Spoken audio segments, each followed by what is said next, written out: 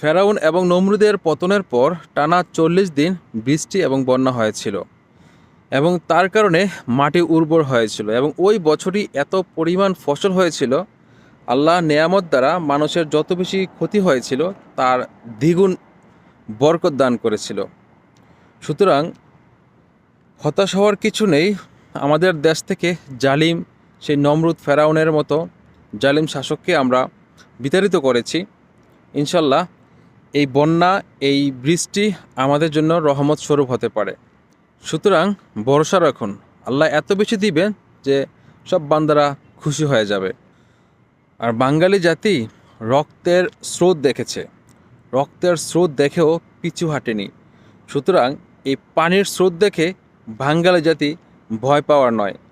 সুতরাং এই দেশ, এই বন্যা, এই পানি, এই দুঃসময় একদিন চলে যাবে।